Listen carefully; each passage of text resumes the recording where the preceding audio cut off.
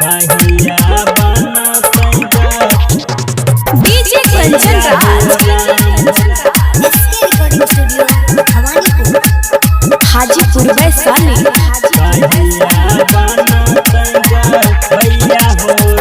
घरवा दुआरवा छुटले पोर परिवारवा हो कर बिना अइतै कहिया हो राम। घरवा दुआरवा छुटले पोर परिवारवा हो कर बिना अइतै कहिया हो राम। बीचबे में डूबल जाय छै डेंजर के नैया कहिया बनतै गैया हो राम।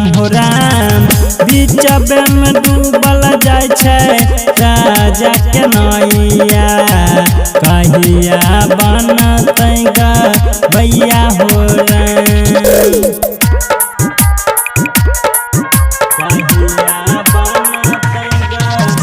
डीजे कंचन राज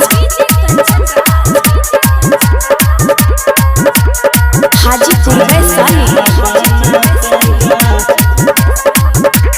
हाँ कहियो न मिललै ओकरा माई बाप के प्यार हो की करब भोला उ त छलैल चाल हो।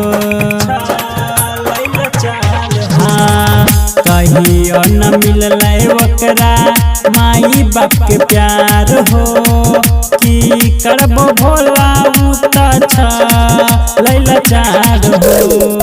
तोरा बिना सपना ओकर रहत अधूरा तनियो त नजर तनी फेरा हो ना।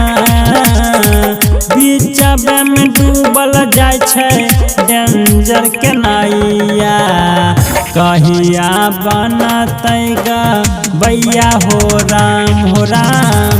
बीचबे में डूबल जाय छै राजा के नैया कहिया बनतै गैया हो राम।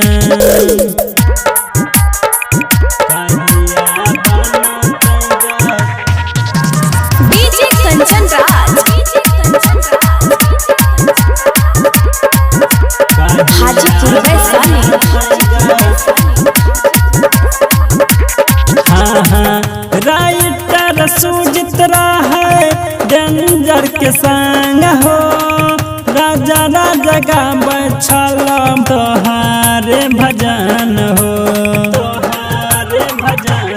हाँ राइटर सुजित हो डेंजर के संग हो राजा गाबै छल तोहारे भजन हो।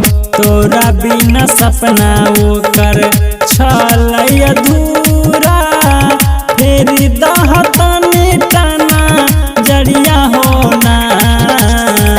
बीचबे में डूबल जाय छै राजा के नैया कहिया बनतै गैया हो राम।